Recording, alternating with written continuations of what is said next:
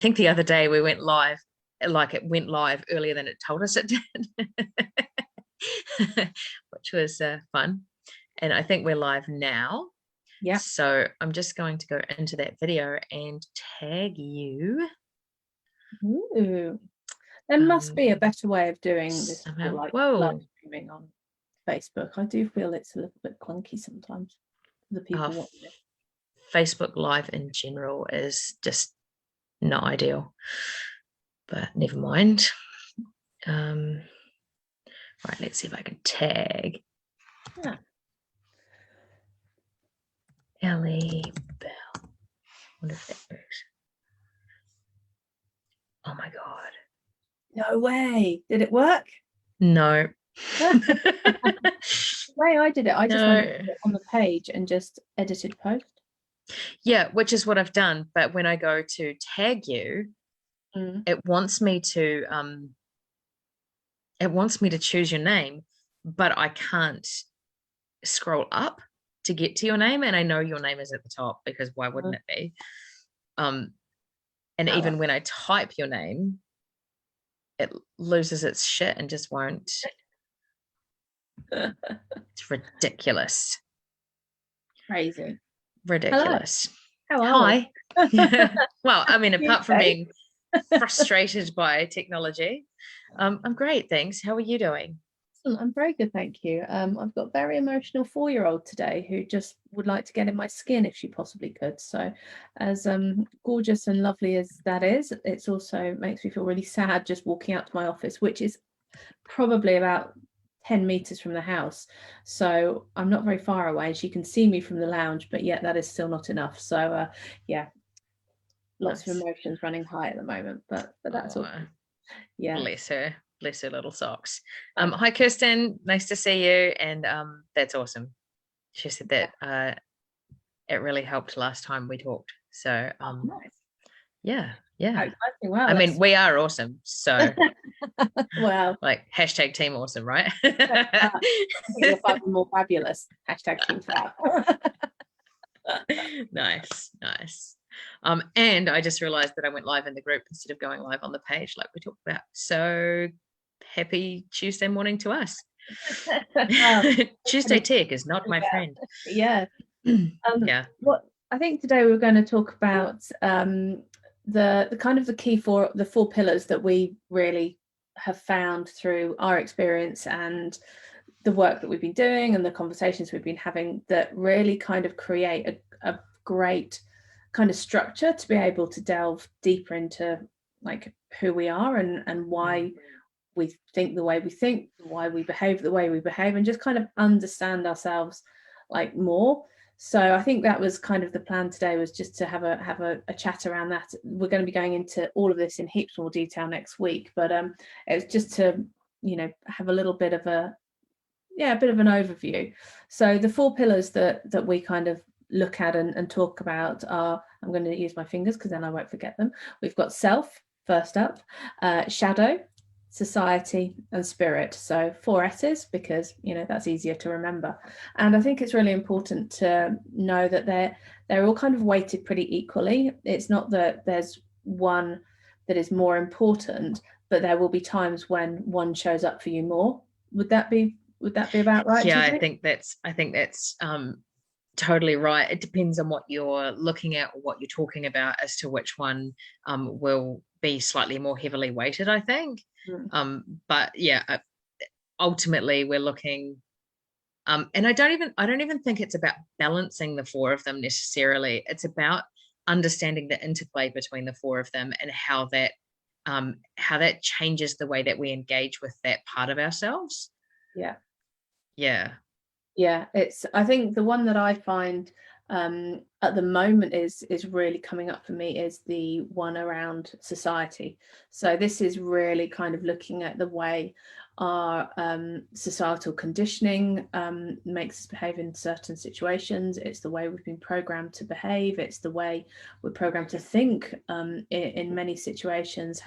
And it's really interesting when you start to have the awareness around it, because you suddenly start to notice that you automatically go to thought processes that if you then stop and question yourself on them, you're like, actually, I don't even think I believe that. So I don't know why I went there straight away. And that for me was a real like eye-opener into how deep the societal conditioning is within me, and I would guess within everybody.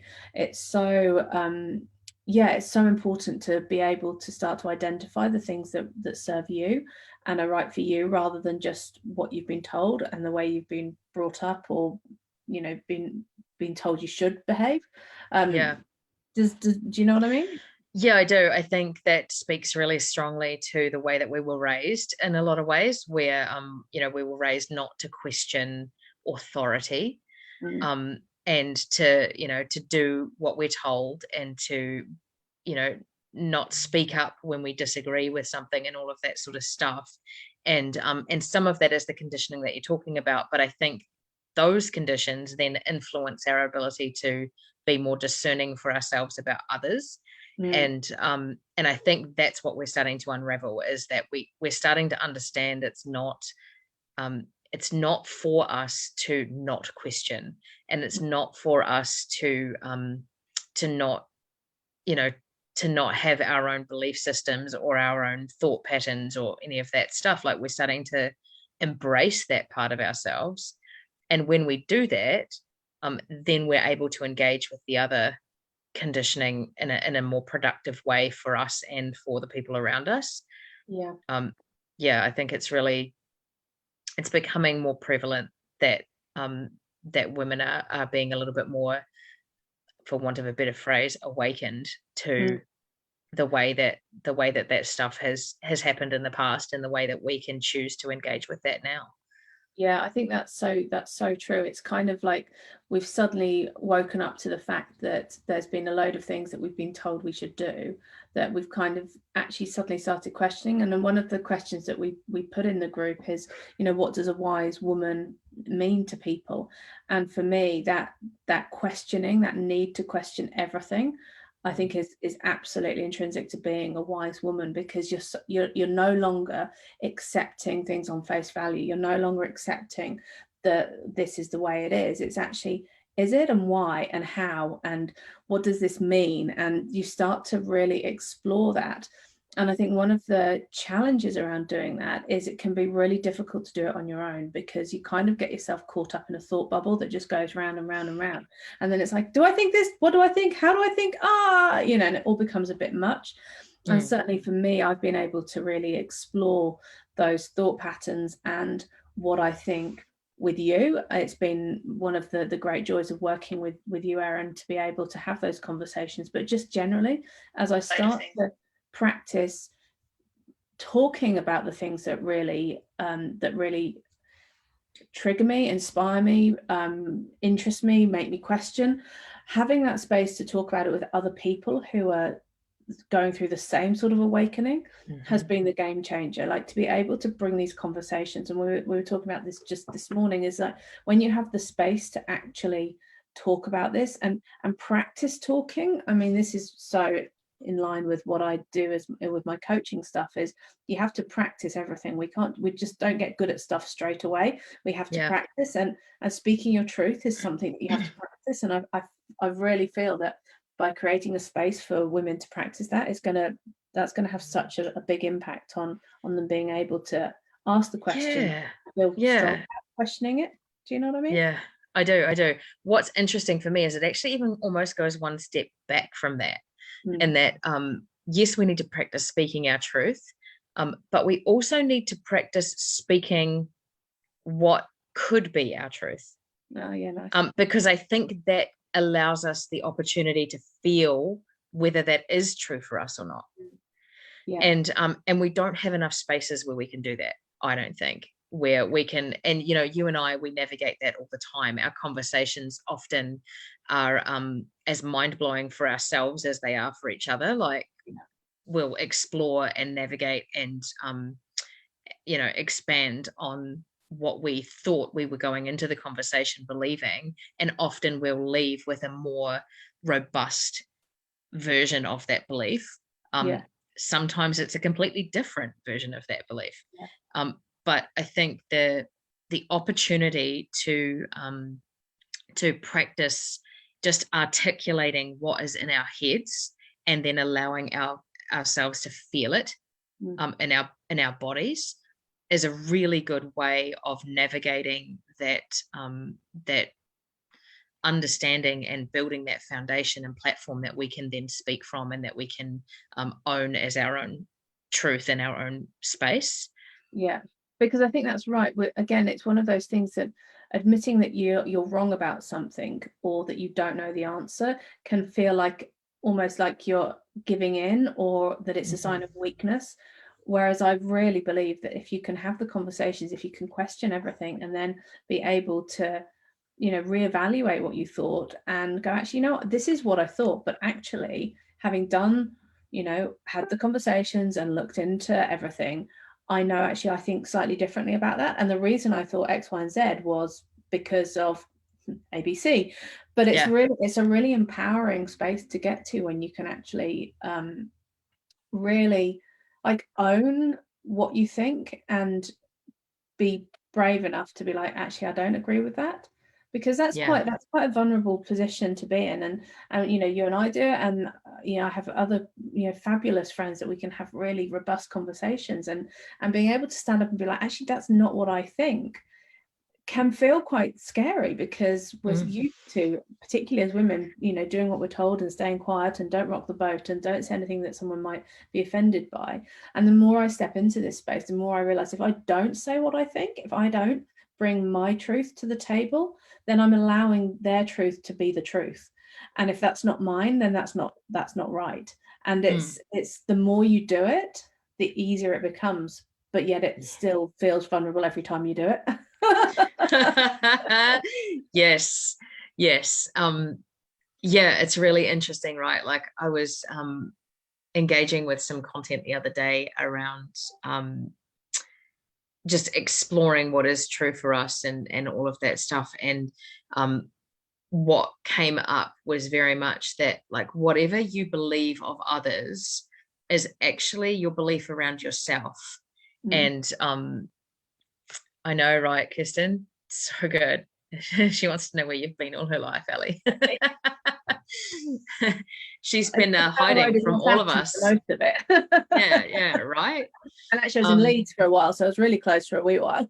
Yeah. Yeah, like we get such stuck in a place of judging where other people are coming from, but actually it's about recognizing that often what we see in them is what is being reflected about us, and being able to be honest about that and be vulnerable around that, and actually expose ourselves in that way, the metaphorical way, rather than yeah. Please do not expose yourself in any inappropriate fashion, because I'm not up for that, especially this early in the day. But yeah, like, I think, when we're able to expose those parts of ourselves that do feel like they're vulnerable for judgment, and for being wrong or being different, that's a really, really powerful place to be in. Yeah. Like, there is a lot of power in feeling powerless sometimes. Yeah. And that's a beautiful thing for us to learn as women, is that actually in those moments where we feel least powerful, where we feel really kind of powerless and vulnerable and fragile, when we can embrace that, that's when we can actually really step into our power, because we're saying, actually, we're completely okay with being human. Yeah.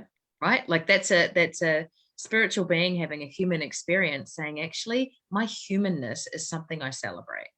Yeah. And I just think that whole process is something that, as I get older and as I surround myself with incredible people like you, I am so much more comfortable with that concept, and so much more willing to be in that place of discomfort and growth and expansion, because I think that's what comes from it.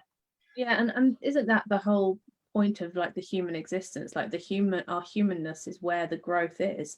That's where the understanding, that's where the soul develops and learns the lessons that it needs to. So actually being able to embrace the parts of us that are human is so important, but at Mhm. the same time acknowledging the spirit and acknowledging the soul and all of those amazing parts just sort of adds this extra layer. And it's just, yeah, it's pretty cool when you start to dive into the 4 pillars, but then you see how interlinked they all are as well. You know, like I can Yeah. just talk about, so the, you know, the spirit one and society and self, like for me, I've really struggled to like allow my spiritual side to show, because I had in my mind all these preconceived ideas of, sorry, the dogs are just rocking outside and I just thought the puppy sounded like she had herself, but she didn't. I had these preconceived ideas about what being spiritual would be based on, you know, what society had told me. So it was going to be long flowing dresses and I was going to be terribly toffly, and, you know, my hair would be braided and I'd probably wear flowers and I'd definitely be, you know, eating lots of chickpeas. Which, you know, no judgment, no It's- judgment. If that's how spirituality shows up for you, then that's totally fine. But but that it, doesn't feel true to you, right? so I was like, well, does Yeah. that mean I can't do it? So for a really long time, I kind of really grappled with this concept of being able to be spiritual and be able to, you know, embrace the angels and embrace my, you know, my true wisdom and my inner self and my witchiness and, like, you know, all of the stuff that I just is part of me and I can't hide it anymore and I can't not be it.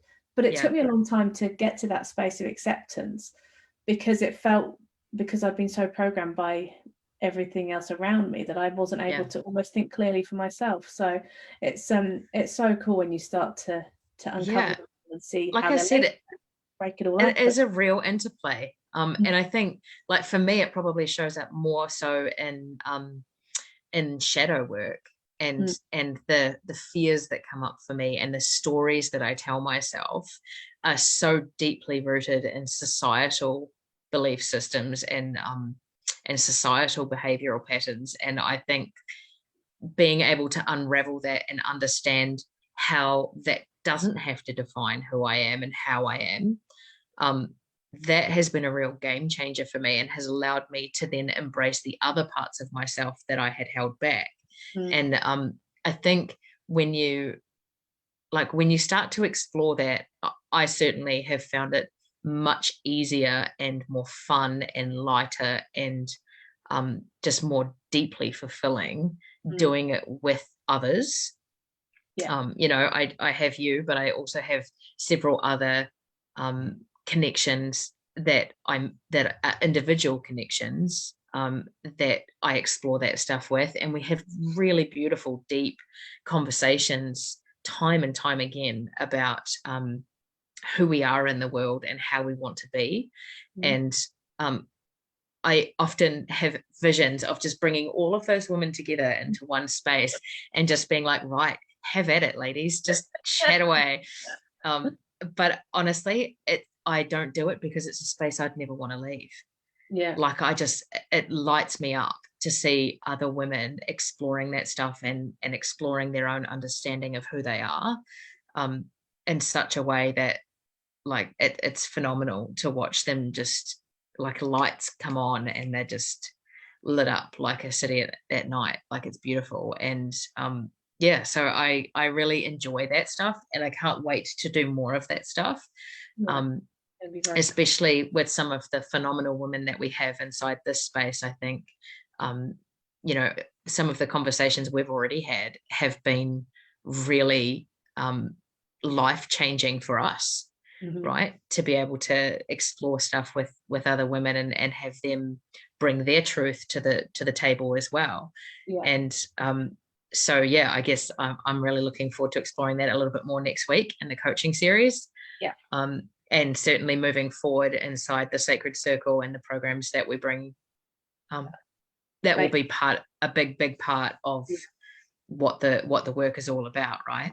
Yeah, well, it's so important. And yeah, as I said to you this morning, the thought of being in a space and having robust, open, just gorgeously delicious conversations with women who are exploring where they're at the moment, where they want to be and how to get there, just God, it makes my heart fizz. I can't wait to be in that space. So it's kind of like, I know we've got to do this bit to, you know, to share the information, get people inspired and excited to join us, but man, can I not wait until we actually get started. Man. Like in my heart, we're 3 months ahead from now going, hell yeah, this is awesome. We definitely need people in there to actually have the conversations with, but it's going to be, it's going to be incredible. I'm so looking forward to getting to have that deep, nourishing time with other women who are looking to explore and find out who they really are. It's pretty cool. Yeah, and I absolutely love that this space, this community that we're in now, the Awakening the Wise Woman community, is full of women who all deserve and are worthy and are capable of holding space at that table. Like, I think that is the most fulfilling and enriching part of what we've already done so far, is just having connected with all of these women who, even the ones who haven't yet engaged, even the ones who have just sat there watching and observing and waiting for a moment to feel brave and bold and come to the table, even they have changed and been changed by being inside this space. Like, and I just love it. I think it's such a phenomenal gift to be surrounded by those women, and I can't wait to do more. We can't talk about it because I'll get sad it's not happening yet. I know, and also you've got a minute or 2 minutes now until you have to leave to take your son to hospital as well. So this is true. I'm going to call us. She's calling it. Otherwise you and I, you know, it's like, oh, just one more thing. Oh, and another thing, and another thing. Yeah. 3 hours later, here we are.